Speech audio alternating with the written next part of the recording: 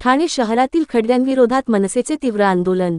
ठाणे शहरात पावसाळा सुरू होताच रस्त्यांवरील खड्ड्यांमुळे नागरिकांचे हाल होत आहेत। निकृष्ट दर्जाची कामे आणि भ्रष्टाचारामुळे नागरिकांच्या जीवाशी खेळ सुरू असल्याचा आरोप महाराष्ट्र नवनिर्माण सेनेने केला। याच निषेधार्थ सोमवारी महाराष्ट्र नवनिर्माण सेनेचे ठाणे शहर अध्यक्ष श्री रवींद्र मोरे यांच्या नेतृत्वाखाली अनोख्या पद्धतीने आंदोलन करत खड्ड्यात झाडे लावून महापालिका प्रशासनाचा निषेध व्यक्त केला। खड्डे बुजवण्याऐवजी झाडेच लावावी लागतील का, असा संतप्त सवाल यावेळी उपस्थित करण्यात आला।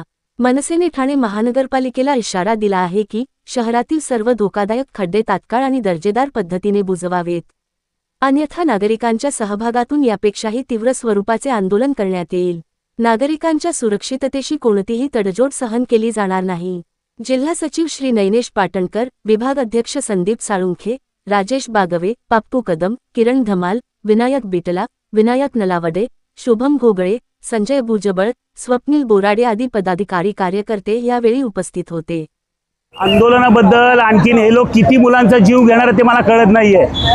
आत्ता एक मुलगा आम्हाला कळलं, आम्ही MSCDLच्या ऑफिसमध्ये होतो, तिथे आम्हाला कळलं की इथे एक मुलगा पडलाय। तो कळला तसे आम्ही सगळे इथे आलो की ऑलरेडी 2 ठाण्यात झालेत। आता तिसऱ्याची तुम्ही वाट बघताय का? तो मुलगा जर त्या साईडला पडला म्हणून वाचला, कधी ह्या साईडला पडला असता ना तर इकडे एवढी वर्दळ नाहीये। म्हणून आम्ही इथे आलो की प्रशासनाचं लक्ष वेधावं, त्यांनी इकडे नक्की लक्ष द्यावं। हा मोठा रोड आहे, इथे लोकांची तुम्ही किती लोकांचे आणखी जीव घेणार आहात? त्या इथल्या आम्हाला जो कळेल ना, जो अधिकारी किंवा कॉन्ट्रॅक्टर, त्याला उचलून आणून या खड्ड्यात बसू, हे पुढचं पाऊल असेल आमचं। शुभम कालोके, मी चेंबूरचा राहणार आहे। माझं नाव शुभम कालोके आणि मी चेंबूरचा राहणार आहे। मी चेंबूरवरून रोज ठाण्याला सकाळी 6:30 वाजता प्रवास करतो आणि 3 वाजता जातो। हा रोजचा माझा रुटीन आहे, 6 दिवस माझा। हा गेल्या 2 महिन्यापासून असाच रस्ता आहे। जर तुम्ही वरचा पण रस्ता बघतील, जेव्हा 3 रस्ते ते जुळतात, तिकडे आता पुरा डेंजरस पॉईंट आहे, ॲक्सिडेंटल पॉईंट आहे। मी तिकडची एक व्हिडिओ बनवली, ती व्हायरल झालेली आणि हा रस्ता त्यानंतर रिडेव्हलपमेंट झालेला, म्हणजे कॉन्क्रीटवरती माती भीती भरणी टाकलेली।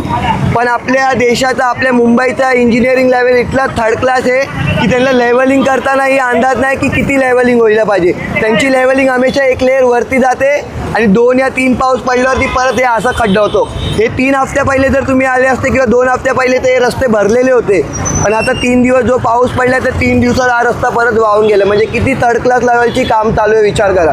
म्हणून जेव्हा पण मी या रस्त्याने येतो आणि जातो ना, मला विचार येतो की मी ज्या पोराला शिकवतोय त्यांना नक्की या देशात किंवा मुंबईमध्ये राहायसाठी प्रोत्साहित करू का काम करण्यासाठी प्रोत्साहित करू, काय करावं लागेल यासाठी की हे सर्व असे काम थांबले पाहिजेत। हे इंजिनियर, पॉलिटिशियन्स आणि जे पण लोकल गव्हर्नमेंट बॉडी आहे त्या लोकांनी सर्वांनी एकसाथ येऊन याच्यावरती काम केलं पाहिजे। हर चीजमध्ये पैसा काढल्यावर नाही चालणार। कधी कधी लोकांची सेवा आणि लोकांना जो त्रास होतो त्याच्याकडे पण लक्ष द्यायला पाहिजे। सेम ट्रॅफिकवाले तुम्ही तिकडे बघतील, ते तुम्हाला फाईन, सीट बेल्टसाठी फाईन, बिना हेल्मेट, PUC, इन्शुरन्ससाठी फाईन मारतील, ज्याची काय गरज नाही। सर्वात मेन गरज आहे ट्रॅफिकवाल्यांनी ह्या रस्त्यांवरती लक्ष देऊन त्यांच्या मोठ्या अधिकाऱ्याला सांगावे की हे रस्त्यांमुळे मेन जास्त ॲक्सिडेंट होत आहेत। हेल्मेट न घातल्याने माणूस एक टाईम जाईल पण, ॲक्सिडेंटनी वाचल पण, आणि या खड्ड्यात जर पडला तर त्याची सीधी मौत आहे। तू एवढा प्रवास करता दररोज, कधी असा रिक्स वाटला का तुला? खूप रिक्स वाटलाय सर। आज मी माझी बाईक आत्ता बनवून आणली, मी एक्सेसवरती येत होतो। आज सकाळीच माझा एक खड्डा अचानक आला, त्या खड्ड्यात माझी गाडी जाऊन बंप झाली। 1 वेळेला झाली, 2 वेळेला झाली, 3री टाईम पण झाली तर तो चॉकअपचा जाणार 7,500 ते 8,000चा चॉकअपचं आहे। म्हणजे इन शॉर्ट नुकसान आपल्या लोकल माणसालाच बेअर करायचे। आणि जे पण इकडचे लोकल ऑथॉरिटी, हायर ऑथॉरिटी आहे, त्यांना ह्याच्याशी काही पर्वा नाही, कारण की ते चालतात डिफेंडर, ते चालतात फॉर्च्युनर आणि ते चालतात सर्व मोठ्या गाडीमध्ये ज्याचे टायर मोठे आहेत, तर त्यांना या गोष्टीचा काही फरक नाही पडत। फरक पडतो ते छोट्या लोकांना, मिडल क्लास लोकांना, जे कार, वॅगनर, अल्टो सारखी कार घेऊन जातात।